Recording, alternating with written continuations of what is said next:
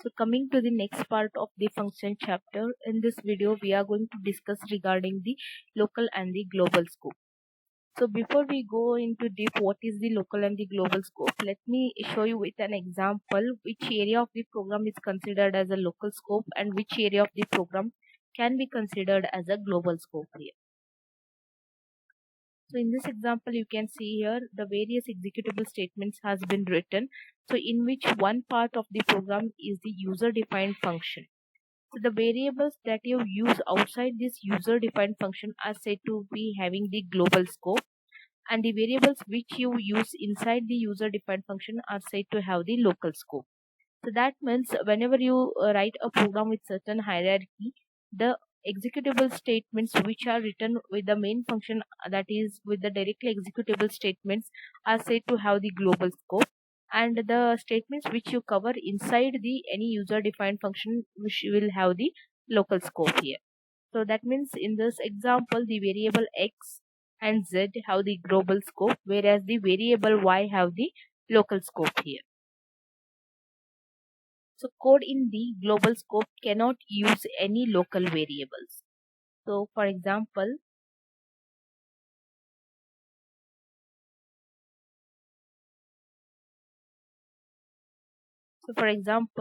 so here is a variable that has been defined inside the user defined function, that is y is equal to 100, and if you are going to use that variable inside this local scope, then that is acceptable.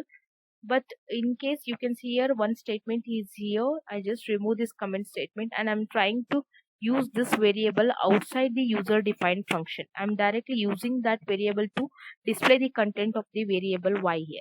So let me see what I'll get if I run this function here. If I run this function, you can see here I'm getting an error here. So saying that name y is not defined. Why? Because the definition of this variable is done inside the user defined function which have the local scope, and I cannot use it in the global scope over here. But vice versa is true. Suppose if you have any the global variables defined outside, and if you want to use it inside the local scope, you can use it. That is acceptable here. So you can see here the x has been defined here in the global scope, and the same x once again I am using it inside the user defined function.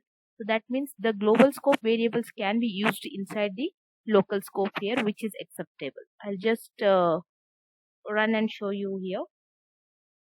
See, you can get the result here. So here is a one more example which is of the same kind. A user defined function has been taken here as a spam, in which the x variable has been given with a value or some random integer value here. So I'm calling that function, and later we are trying to access the local scope variable outside the local scope in the global scope here, like print x. You can see here this x variable has been defined inside the spam function which have the local scope, but we are using it in the global scope. So for which you'll get the same kind of error as a name x is not defined here. So whenever you are writing the programs, make sure the you have defined the variables properly with keeping in mind of the local and the global scope here. A new local scope is created whenever a function is called, including when a function is called from the another function. We'll see what does it mean with this example here. So in this case, you can see here two user defined function has been taken. So whenever you use the more number of the user defined function, each user defined function have the different local scopes here. So for example, in this program, the spam have the different local scope. The function backend has the different local scope here. So we'll see what is done here. In this spam function, we have taken the variable x, which has the value 99, and within this we have called the function backon, and here itself we are printing the x. This is acceptable here, and even in backon we are having the ham variable 101, and one more time we have used the x variable 0 here. So these two variables are totally different, which are having the different local scopes here. So this is acceptable in the Python. So at last we are calling the spam. So let me guess what will be the output of this function here. So we are only calling the spam here when which initially backon is called. So within the backon, certain variables has been defined, but the display on the output of this entire program is going to be the only 99 because we are printing the x here. The x variable with this local scope have the value 99. Only that will be printed here. So consider the another example here. The user defined function spam is taken, and what we are doing as a body of this function is we are trying to print the value of the variable x here. But you can see here outside this user defined function the x has been initialized with the value 42, and here we are calling the spam. So my question to you people here is it acceptable here? Are we able to use this x variable, because the definition of this x variable is done outside the user defined function which is having the global scope? So the answer should be of course. Why? Because the global scope variables can be accessed inside the local scope, where vice versa is not true. So that means the output of this entire function is going to be, once we call this span function, this is going to be displayed which is 42, and once again here also we are printing the same variable which is again 42. The answer will be 42 and 42. So if you want, you can try it out, open the idle and try to execute these programs. So try the different kind of the programs by taking the different user defined functions and the variables inside the user defined function, so that you will get well versed with the local and the global scope. Local and global variables with the same name. So it is not like that you cannot use the same names for the local and the global variables. Of course, you can use the same names for the local and the global variables, but as a good programmer, always it is suggested that try to avoid using the same names for the local and the global variables here. So to just to show you that it doesn't cause any problem, so here is an example you can see here. So two different user defined functions has been taken, namely as a spam and the backend, and the number third is said to be having the global scope here. So you can see here within the spam the x variable has been taken which have the value as spam local, and within the backend the same x variable has been taken with the value backend local, and outside these two user defined function again the same variable name x has been taken which has the value global. So if you use in this way, of course, technically and syntactically it is correct. You might get the correct result as well for which you have written it. But it is suggested that as a good programmer, always try to avoid use the same names for the variables within the local and the global scope. So here what has been done within the spam, we are printing the x. Within the backend, we are printing the x. Excuse me. And also we are calling the spam function, and after that again once again we are printing the x here, and outside that we are initializing the same variable x with a different value as a global, and again we are calling the backend, and lastly we are printing the x. So for each of these prints what will be printed we'll see here. So what is done here, backend is called here. So backend means it will go here. So within this body of the definition here x has been taken, and we are printing the x. That means this first print statements will take this backend local to be printed. You can see here output has been given in this blue box. The backend local is printed, and after that here you can see the next executable statement is executed and spam is called. So once the spam is called, it will go here and it will take this print x, for which this value will be fetched, that is spam local. You can see the next statement is spam local, and after that spam here is a print x is there. So with this print x, just tell me what value will be taken for this x. Since it is inside the body of this backend function, the local scope of this x variable is taken, which is the backend local. So for which you can see here backend local is displayed here. And at the last, after this, you have one more print statement here x. So what value for this x will be taken? Since it is in the global scope, the value that has been initialized for the global scope will be taken, which will be displayed as a global here. So do not worry, do not get confused. Try to analyze it once more and try to analyze which variables is going to be taken.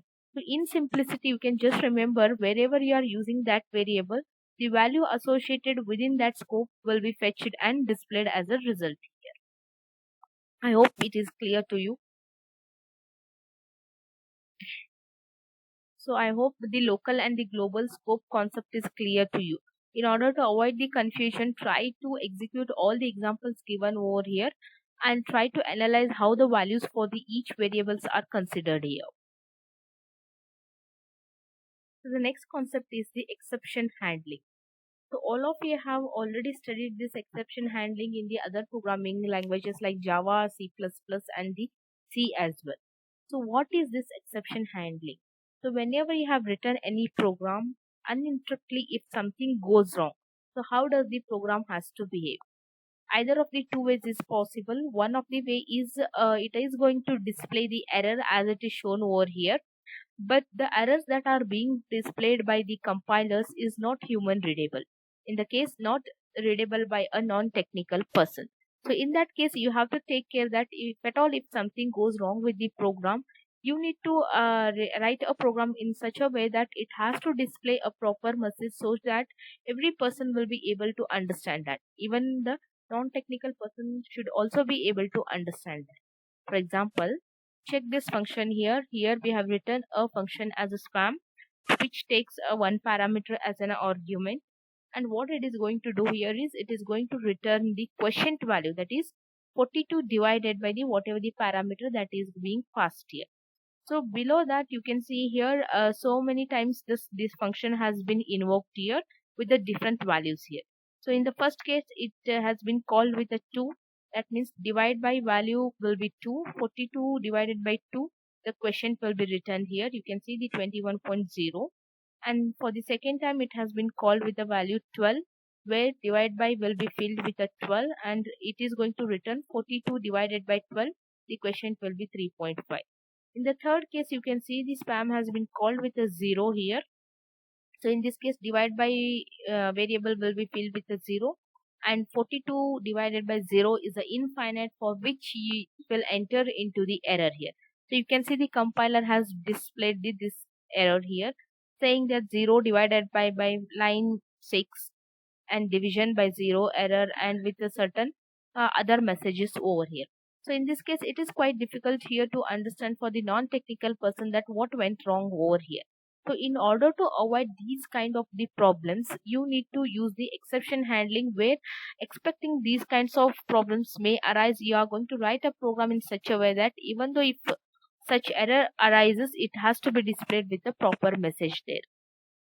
So you can see the same program has been modified here.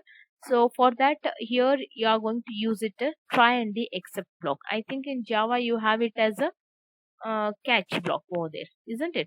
So in this Python you have the same concept is used with the try and the except block here. You can see within the function spam, we are using the try block. Within the try, what you need to write is you have to write the executable statement for which you might expect some kind of mistake might happen over there. So in that case, you can see how to use the keyword that is required here is try followed by the colon, and within that you can see here return 42 by divide by. So it will execute this statement for every time. So whenever it something goes wrong with this statement, so directly it will jump to the except block here. So you can see except a name has been given for this except back as a except block as a 0 division error followed by a colon, and with proper indentation some human non-technical person readable message has been taken here, that is error invalid argument over here.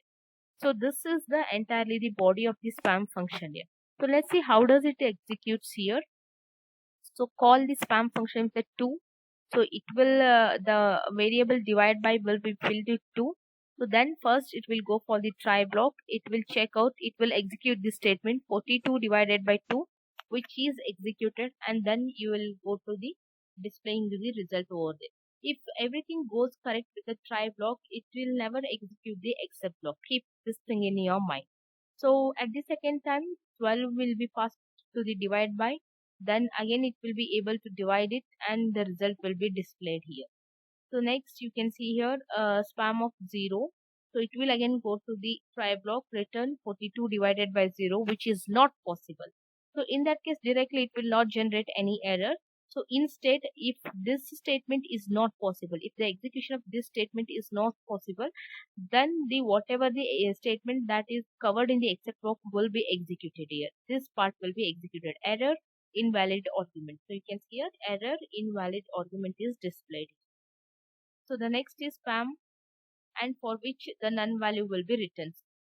And next the spam of 1, for which it will pass and the division is possible here, and then the proper result is displayed here. So this is how the exception handling is taken care. This is a very simple example that has been demonstrated here just to show that how you can use the try and the except block. So always it is a good habit of using the try and the except block wherever you feel that something might go wrong and you need to take care of displaying with a proper erroneous message over there. So coming to the last part of this chapter where they have given a very simple example by combining all the things that we have studied so far. A short program where the guessing a number is done over there. So in this case, what is the expected input and what is the expected output is? So expected input is a number to be read by the user until and unless the number that is guessed by the program is going to be matched against the user here. So let's see what is done here. This is a sample output that has been displayed here. So you can see here, I am thinking of a number between 1 and 20. So take a guess. So you are asking the user just to enter a random number between the 1 and the 20, and at the back end the program might have generated a random number. So you are going to allow the user to try it for the 6 to 7 times where the number entered by the user will be matched against the number generated by the program. So initially you can see here the number entered by the user is 10.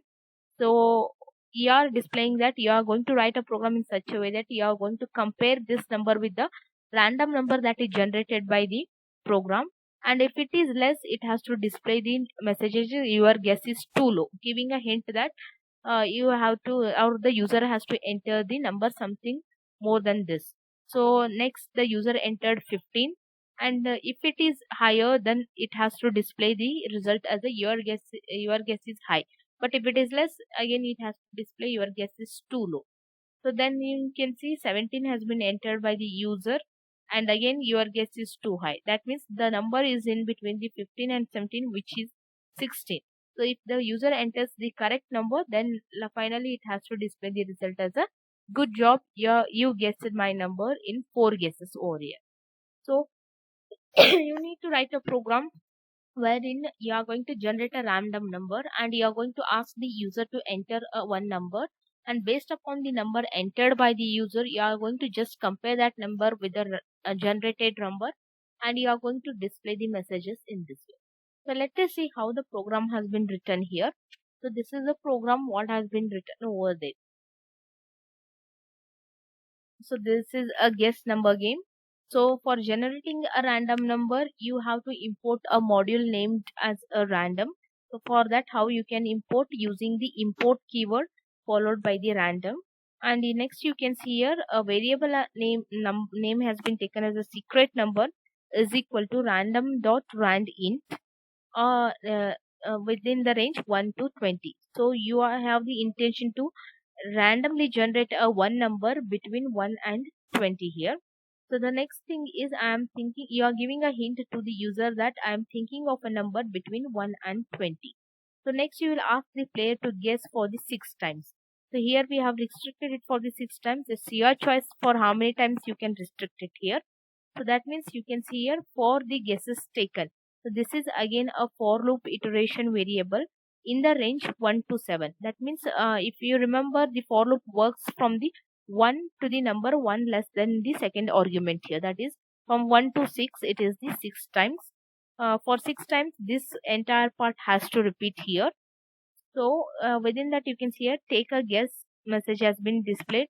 Guess, read a integer input from the user, and next you are making a comparison with the secret number that has been generated here. So you can see here if guess is less than the secret number, you are displaying the messages your guess is too low, If it is greater than the secret number, you are displaying the messages your guess is too high. Else in the sense, if the number exactly matches, you are going to directly break the loop here. So if you remember, if we use the break statement, it is going to break the entire loop, and then it will start with the next line of the execution outside the loop here. So if it is going to break, then it is going to make a comparison. If it is equal to guess, then you are going to display as a good job, you guessed my number, plus string of guesses taken, that is at which iteration you got it guess, that is at for how many times you tried it. Else, if the user is not able to enter the correct number, after the 6 times also, it is going to display the messages the number I was thinking of was this secret number. So let us try this example here.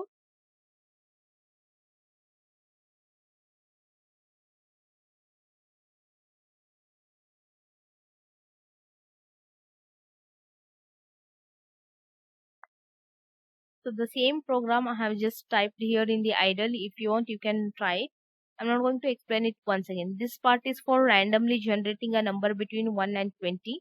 This part is the loop which is going to execute for the 6 times for asking a number to be entered by the user and making a comparison whether it is greater than the random number generated or less than. And if it matches, it is going to be compared and displayed here. So let's execute and see it here. So I am thinking of a number between 1 and 20. Take a guess. I'll just enter a number as a 8 here.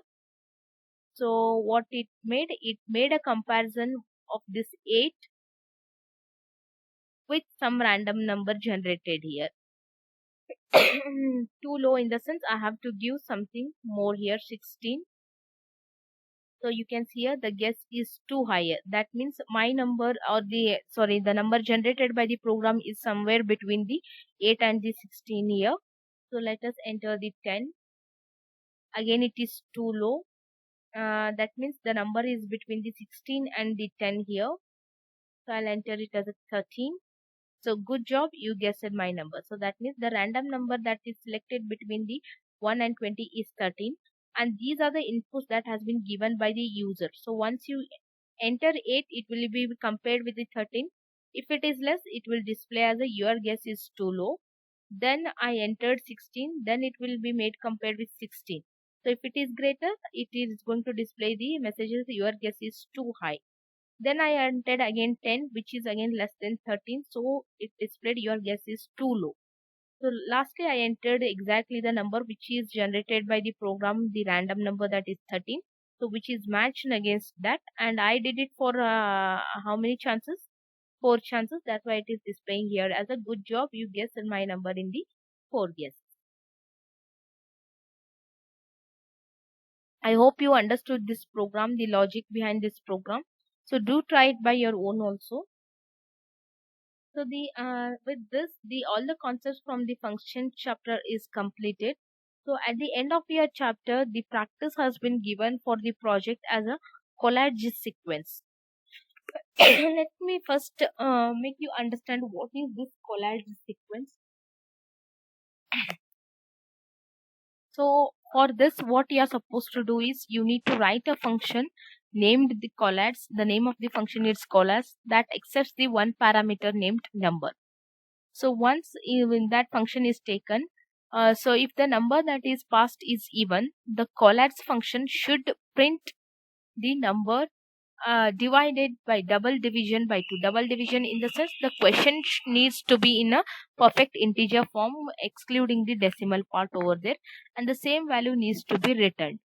If the suppose the number passed to that function is odd, then the collage should print and return. This formula has been given here, 3 into number plus 1. It has to display and print this value.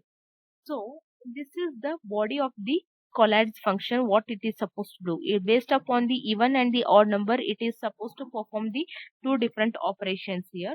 And then you need to write a program that lets the user type an integer that keeps calling the collage on that number until and unless the function returns the value. So what you are supposed to do is you are supposed to write a function where you are going to call this collage function again and again until and unless the value is returned 1. So in that case, whenever you run this program, it is supposed to read only one value at a time, but implicitly at the back end, it has to call this function repeatedly. So until and unless the last value returned by that function is going to be 1 here. So let us see the solution over here, how it is done.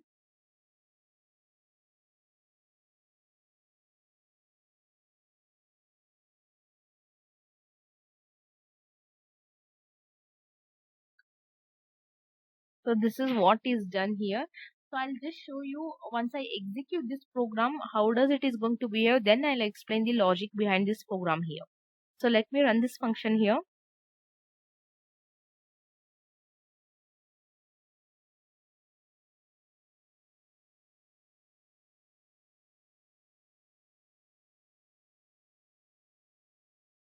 So let me run this function here.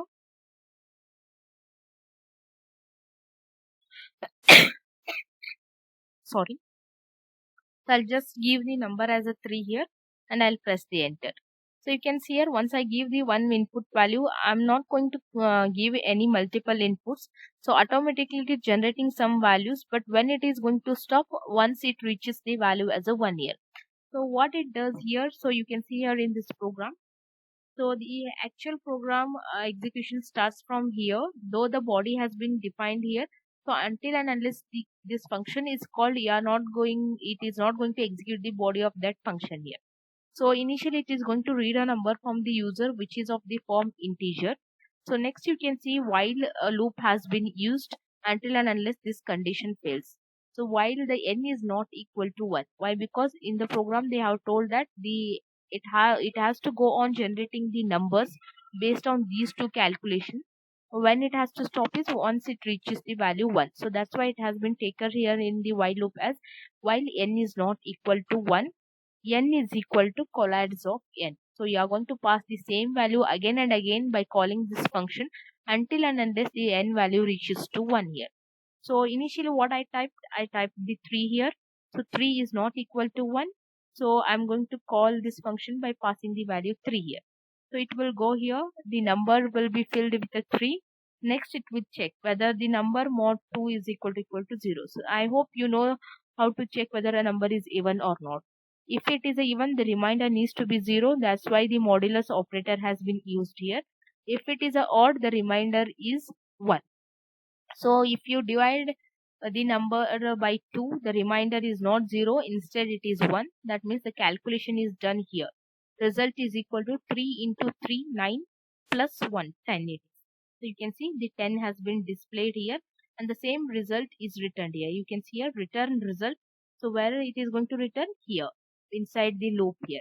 Now the value of n is 10. So again it will go for the next iteration of the loop here. 10 is whether the 10 is equal to 1? No. That means again it is going to call this function, pass the value here. So check out whether the remainder is 0. If you divide the 10 by 2, yes, it is 0. Then what it has to return? Now the question needs to be returned here. So number 10, 10 divided by 2 is 5. So that's why you can see here in the output you have the pi number displayed here. So the same pi is going to be returned here back to the variable n, and then again you are going to check to the next iteration whether the phi is equal to 1. No. Again call the function and the execution is going to pass to this where the remainder is going to be 1 and 3 into 5 is 15 plus 1 16. So the return value 16 is sent back to the variable n here and the same thing is displayed here. If you can see here in the output. So again it will check whether the 16 is equal to 1. No. So again this function is called, again get back to the one of the two conditions here, whether the 16 mod 2 is 0. Yes. So then divide it by 2, the quotient will be 8. You can see 8 is displayed here. So again the same value will be sent back to the variable n. So as a next iteration of the loop, again it will check whether the 8 is equal to 1. No. Then again call this function. So within this again it will check whether the 8 mod 2 is 0. Yes. So then divide the 8 divided by 2 and the quotient will be returned, that is 4.